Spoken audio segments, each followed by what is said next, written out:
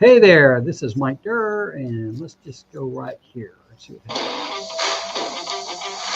Welcome to Better Credit, Better Home, your source for the latest local and national news that can impact you if you are in the market for real estate. Here are your hosts, the Kingwood mortgage guy, Mike Durr, who uses his 25 years as a mortgage professional to help people improve their credit, and Joe Salas, an accomplished home inspector, real estate agent, and trainer of new agents for Byrd Property International. Together, they will help you understand what you need to know to get the most out of your real estate investment. Let's get started. Woohoo! Let's get started. That's so official, man. I love it. I Just love get it. you pumped up. So I'm glad it worked again. But Joe, good to see you. Good to see you, Mike. People, anybody that's out there, we want to thank you for being a part of the show today. And when I say show, I take that kind of broadly because we're putting information on that we think is very important, and we particularly aim this information for first-time home buyers, but anybody that's in the market for real estate, whether it's purchasing, selling, uh, inspections, appraisals, mortgage rates, all that kind of stuff. And what we try to do is bring you the most up-to-date stuff so that you'll be aware of what's going on. So, Joe, welcome today. Talk to me. Tell me, brother, what's going on with you? I'm having one hell of a hair day, so I decided to toss on a hat. But things have been good, man. I was busy last week. Had some trainings that I hosted today, a couple meetings that I've had. My listing's finally gaining traction and has a couple offers, so I can't complain about that. Awesome. Yeah, life is good, my man. Life is good. How about you? How are you doing? It's been an interesting week, and when I say interesting, it's the mortgage industry. That's one of the things you love about this business because it's never the same. There's never the same stuff. There's always something crazy and new out there, and if as long as my heart holds up, I love this business. I mean, it's a lot of fun. So anyway, and really today we got a lot of stuff to cover and a couple fun things, but a couple new things. But what I'm going to do is I'm going to just jump right into it, and I'm going to see. I'm going to add that to the stream. Oh, I'm going a little too far there. Let me go back a little bit. And here we go. Well, this is what we're going to cover today. Our humor today is going to be a little different. It's who wants to buy Bitcoin, and a little bit of information about it. And after you see this, I think you'll be amused. We're always going to talk about the zero down grants and the for heroes and first-time home buyers. I found an article that talked about flood zone and a property as a concern, and I thought that that's a good reminder for people just to pay attention to that because it's real. Got a credit score deal that guy has potential for an extra 100 points on his credit score. I thought it'd be interesting to look at that and just see how simple it would be for this guy to gain 100 extra points. It may be you. It could be you out there that wants that. Buying homes, mortgage lending standards tighten. This is not good. They're basically tightening up the guidelines so that it's going to be a little harder for the people on the edge to qualify. I don't like that. This one's big for me. I've got a new product where I used to have just a cash out refi. Today, I've got a home equity and a home equity line of credit available. This is big for people that are looking to get cash out of their property and not sacrifice the money that they are saving with the lower rates they received the last couple of years. So that's a big deal. And then I've got rates, 30-year fixed rates today. And it says August 16th. Yeah, I haven't changed that in a while. Whoops, bad on me. And the other thing I don't have on there is the lock and shop. The lock and shop is gone. And boy, after this, it's gone right now. Yeah, it's gone. Oh, wow. Well, it's kind of interesting. It's not gone, but the company that was doing it just laid off like 4,000 people. So I'm a little nervous about doing that. So let's get into the fun stuff first. Money? Where? Bitcoin? What's Bitcoin? Bitcoin is the first decentralized digital cryptocurrency that works without a central bank. Well, that sounds interesting. Yeah, and it's so simple to use. Transactions take place through the use of cryptography and are verified by network nodes and recorded in an immutable public distributed ledger called a blockchain. What could be simpler than that? Nothing. It sounds great. Right. So is it like investing in stocks? Kind of, but not at all.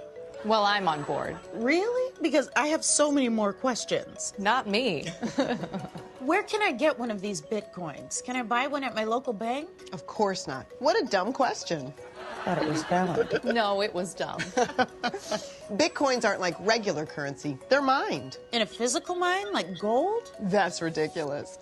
Bitcoins are mined on computers using the SHA-256 hashing algorithm, creating 12.5 Bitcoins per block. Uh-huh. That is until mid-2020. Uh-huh. And then afterwards, 6.25 Bitcoins per block for 4 years until the next halving. Wait, are we still talking about money? Cryptocurrency. This sounds so simple. Shut up, Margaret. There's no way you understood all of that. Okay. So how much do one of these Bitcoins cost? $17,000. $17,000? That's insane. Sounds like a bargain. Ugh. And how do you keep track of these things' values? Just check the internet. So far today, its value has gone up $1,000. Oh, and now it's down $800. And now it's up $500. Sounds like you can't lose. You absolutely can, Margaret. How do I buy Bitcoins? It's easy. Just go online and give them your credit card number. Give who your credit card number? Bitcoin. And then let the internet do what it does. What does it do exactly? It Bitcoins. Here's my credit card. No! So who started Bitcoin? We think it was Satoshi Nakamoto. Who is that? No one really knows. He sounds cute. Margaret, I swear to God. And Bitcoin is the only cryptocurrency I trust with my kids' college fund. That's smart investing. That's bat crazy. Oh, now it's down to $3. Easy come, easy go.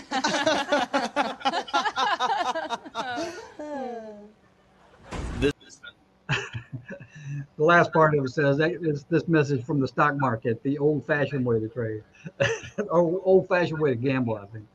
Bitcoin's down 10% today, so hopefully no one bought any yesterday. And hopefully nobody watched that and thinks we're selling Bitcoin. Anyway, I liked it.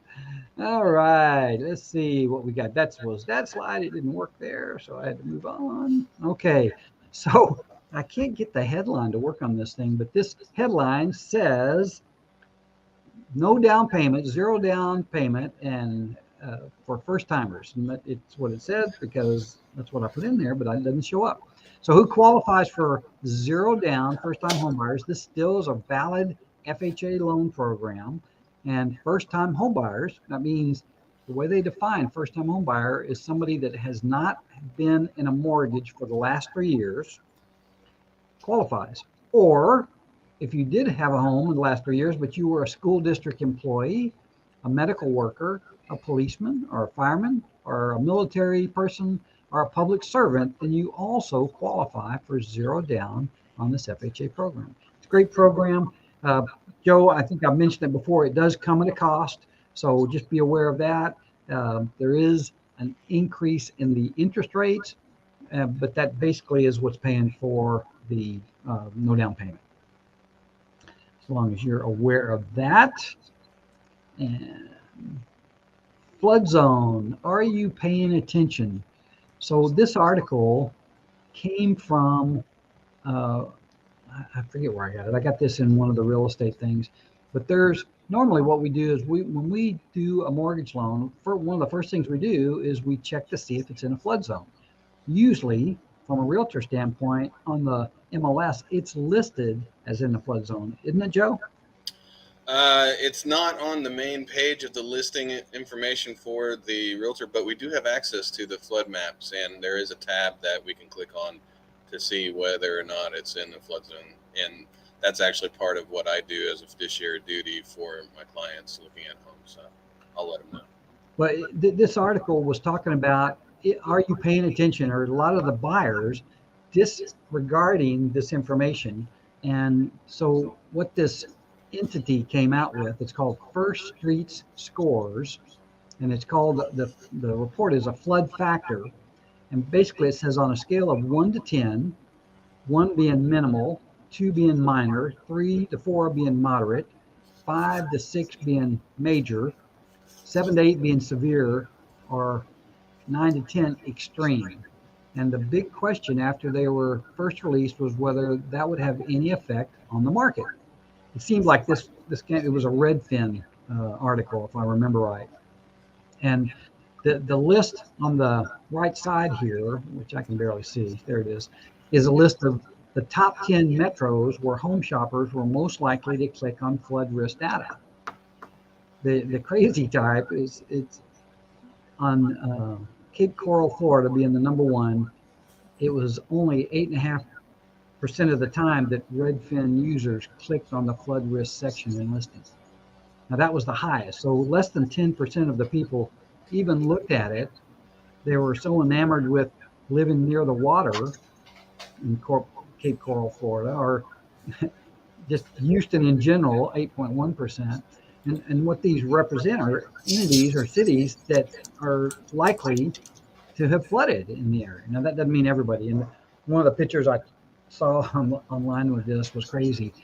But my point is to make sure that this is a very, what's the term I'm looking for? I want you to be aware that flood is a miserable thing. It makes the house cost more, and it's brutal when you have a flood. So that's my statement today for that. Yeah, I tell my clients, Mike, that there's not only because you're right, there is a financial aspect to it, but there's also emotional costs, right? Losing furniture, losing heirlooms, losing paperwork, pictures. There's also that emotional cost to it. So, advising my clients, I can't tell them to live somewhere or not live somewhere. What my job is as a realtor is to give them the information that I have.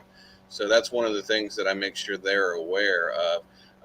But yeah, it does also include the monthly cost, because if they're required by mortgage to have flood insurance, that's an extra chunk of change that they'll have to be spending monthly or yearly to have that policy. Yeah. Well, so what we do is anybody that's buying a house in Houston proper, we recommend that they get flood insurance, regardless of whether the house has ever flooded or not. And the cost on that is just moved this year from about $550 to about $750. Still, what we believe is a bargain. And the reason we think that you've got to do it is because, one, we're close to the coast. Yep. We've had entities like Harvey that came and dropped a lot of water on us, and places that were never in a flood zone have flooded. And we've also been in people's houses that have flooded, and it is not a place you want to be in or have to deal with. I mean, this is months of being out of your home. And let me tell you, anything that if you're listening to this and you're thinking about putting money down on a property that's in a flood zone, talk to somebody that's been through that.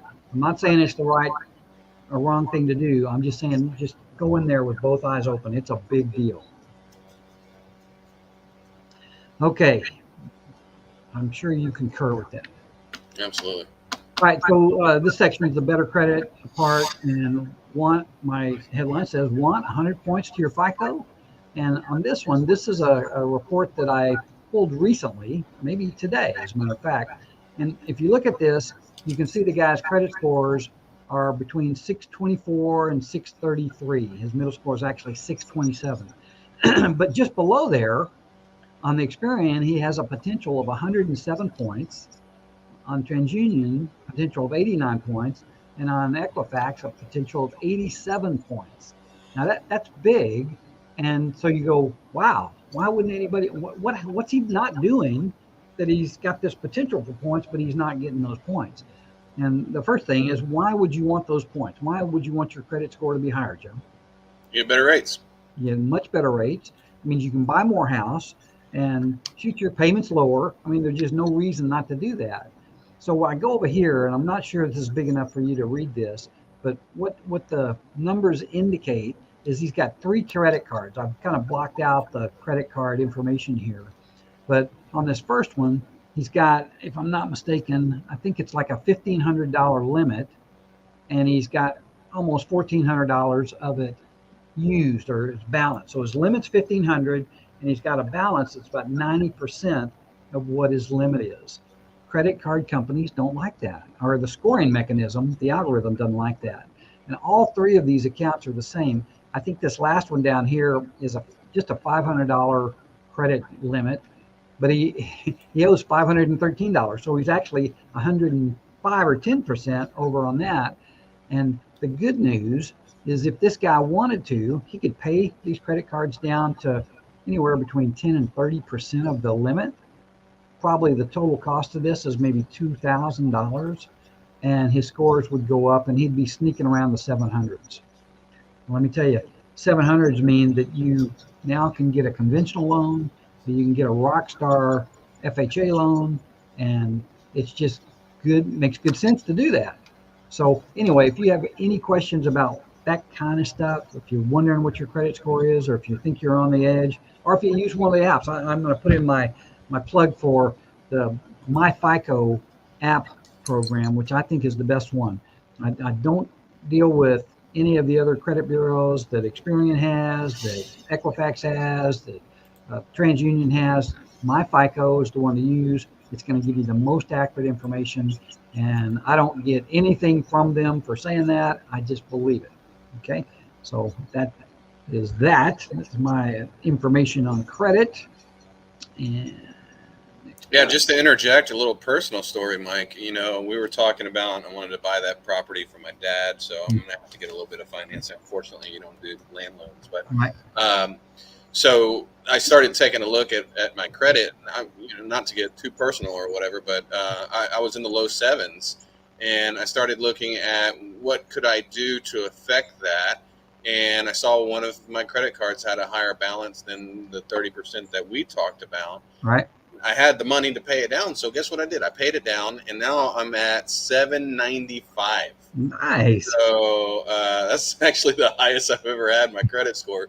But still, I mean, the proof is in the pudding. Not only are you showing us real life examples, but it's actually a personal story for me that I've just been through. Well, it's the same thing for me. I mean, my credit, I had a rough period. 2008 was a brutal year for me, and I had to make choices. I was one of those guys that in the mortgage industry where I had to make some choices on who I was going to pay and who I wasn't.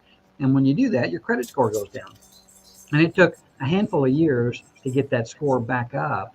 Yep. And now just knowing, I guess, and what I'm trying to transfer to the people, anybody watching this, is when you know how the thing works, you know what to do to get your scores back up in shape. And if anybody would like information about that, call me. That's kind of one of my bona fide expertise areas, and I love to help people do that. And I don't charge anything for it. I'm not saying that I'm going to pay your bills for you, but you may have to pay down some credit cards, but that's the way it works, and it's kind of cool. And Joe's a good example of how it does work. All right, so this is one. Let's see what article this is. Credit access reflects reduced appetite for risk. So that's the headline for this. It's a lender-oriented article, but it says mortgage credit access tightened again in August, a trend that has been nearly continuous since the onset of the pandemic more than 2 years ago. And the Mortgage Bankers Association said its mortgage credit availability index slipped another 5% from the July level of X, whatever that number is. Decline in the index indicates that lending standards are tightening, while an increase points to a loosening of credit. Now that doesn't make sense. The MCA and each of its 4 components are based on data related to borrower eligibility, scores, loan types, loan to value ratios, and this is from 95 lenders and investors.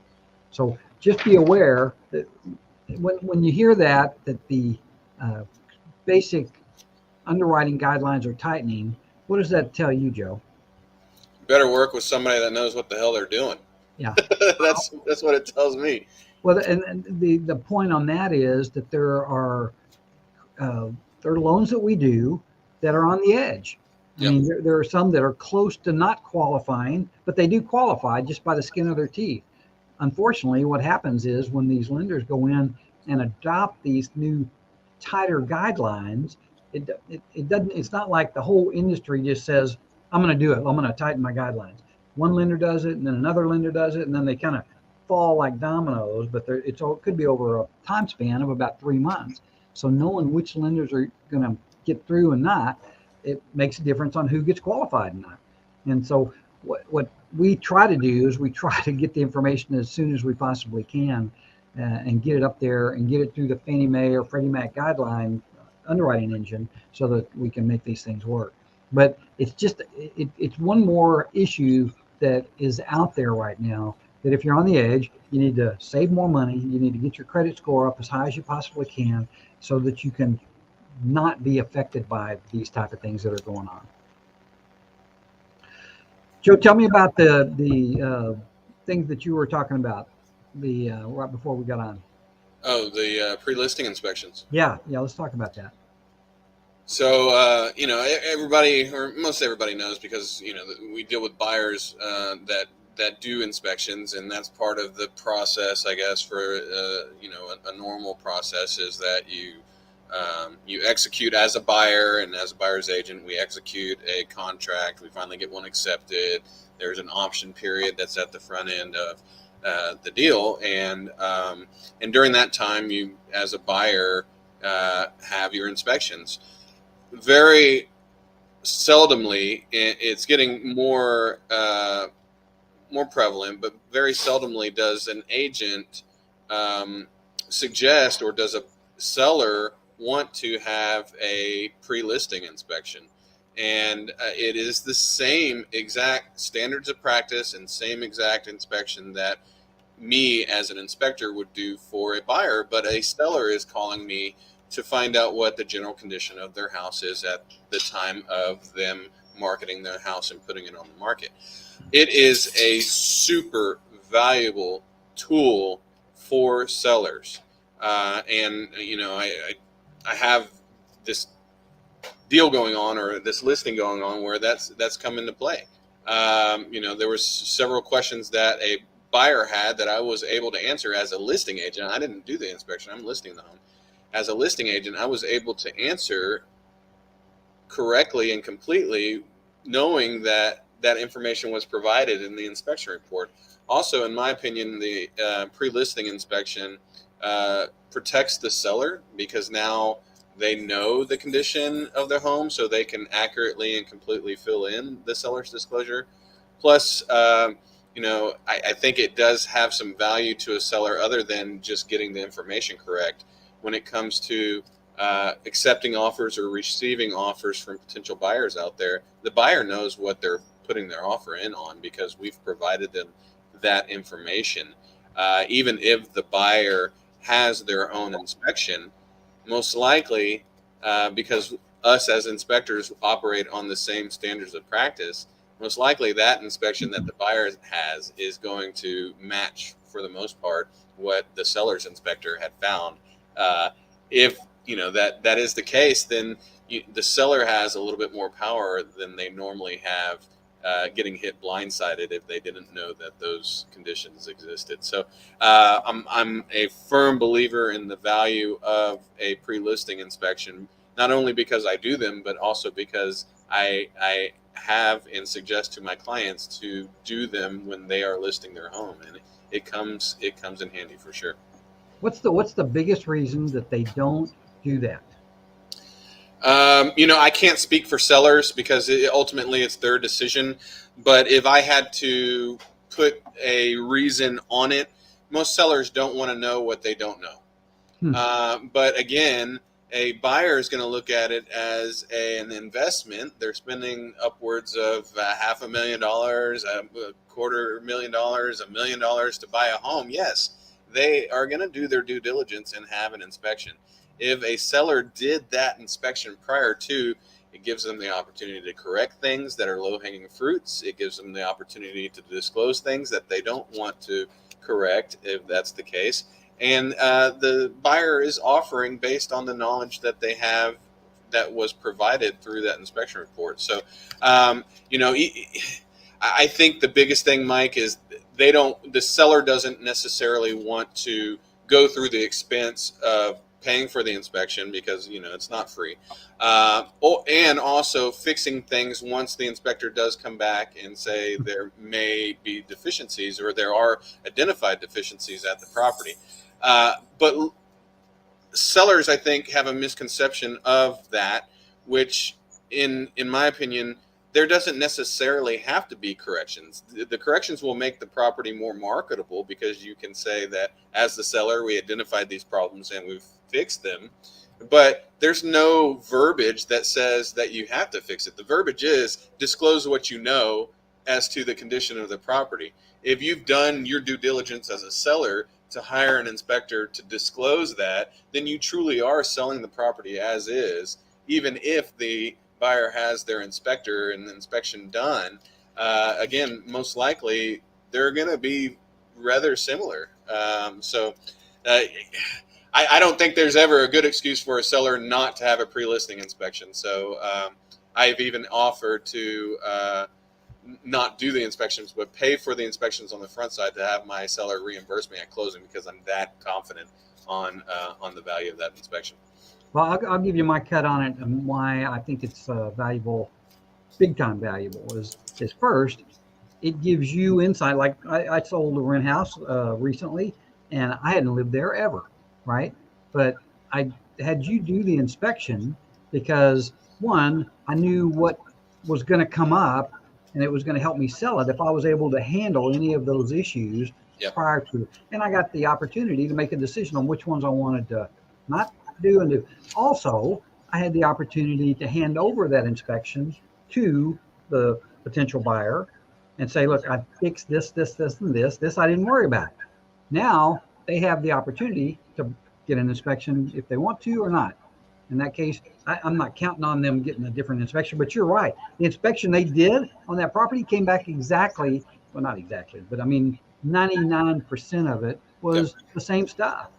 And I think that also when you go under contract, you have usually a 30-day window to get a deal done.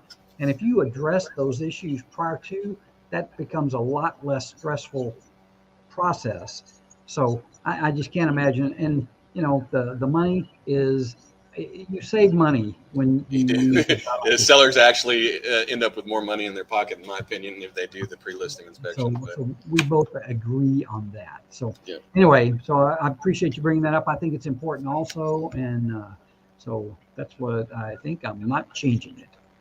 All right. This is my new product.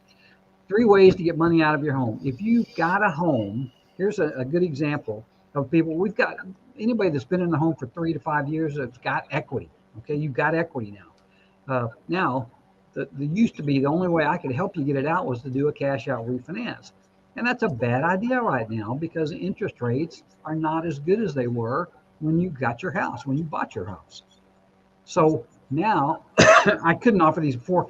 I would send people to the bank. I'd explain to them what the benefits of a home equity loan was, what the benefits of a home equity line of credit were, and I could send them to the bank or wherever they go and see if the banks or credit unions offered these loans. At least now, and I'm not even sure the rates that I have access to are competitive at this point, but I now have that product. And I give you an example. One of my past customers called me today and said, Mike, I want to get X number of dollars out. It was, in the $50,000, $60,000 range. And it's just not, it doesn't make sense to do a cash out refinance for $50,000 or $60,000, particularly when you probably have a 3% interest rate. To do a cash out right now, the interest rate's too high and there's closing costs. If there is a time when those make sense, but the way to go is to do either a home equity, which is a fixed rate product.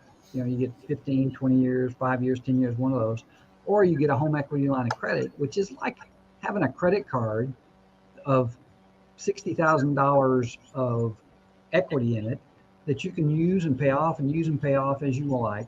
It is adjustable rate, but you can pay it down without, and that will stay with the house as long as you've got it. Now, you don't want to get one of those and just hang on to it. But anyway, I feel much better now about being able to offer these products as opposed to explain them and then turn them over to somebody I don't even know.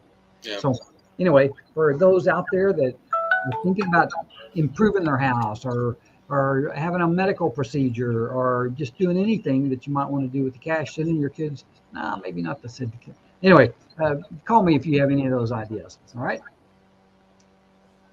Weren't you doing something similar to that? You were thinking about getting some money out of your house to buy that land. To buy the land, yeah, I think it probably is a cheaper option for me though to get the land loan. Although we may want to talk about that. I don't know. Well, it's just something to look at. What was the down payment on the land loan you got? It is, sorry, 20%. 20%. Okay. Yeah. All right. Something to think about. Today's mortgage rates today. This was these. If you can get 5.98 today on a 30-year fixed or 5.27 on a 15-year fixed, you're doing really good. Because today was a bad day in the market. I put this slide together before the bottom dropped out of the slide. The thing that happened today was the consumer price index came out, and the consumer price index is what the bond market looks at to measure whether there's going to be continual tightening on mortgage rates. And evidently there was a substantial increase in the consumer price index today that caused rates to change about 0.25%. That's a big change in one day. It was basically a little over 100 basis points on the bond market. And so for those of you guys out there, I mean, and you hadn't locked and shopped or you haven't done anything, just be aware. Historically, 6% is still good, but it's still a lot higher. It's double what it was, 3 or 4 months ago. So I hate to tell you that, but it is the facts. And then that is it for us. 3137, not too bad. And let's see if we've got Joe. Any passing thoughts until next week? No, just lead with love. That's what I've been concentrating on this year. Is everything I do, I want to lead with love. So everybody out there, lead with love. Treat people A quick one on that. I stumbled on a Lou Holtz speech that he gave at a college commencement thing, and it was so good. And if anybody wants to link to that, Lou Holtz was kind of that same dude, man. He said 3 things to have a successful life, and boy, they're right on. Anybody want to hear that? Let me know. All right. Well, we're off until next week. So thanks for listening to Better Credit, Better Home. Be sure to hit the like button and subscribe so you don't miss an episode. If you're looking for a great mortgage professional, reach out to Mike at KingwoodMortgageGuys.com. Or if you're looking for a home inspector or awesome realtor, reach out to Joe Salas with Byrd Properties International. Awesome. Thanks, Mike. All right. We'll see you, Joe. Everybody.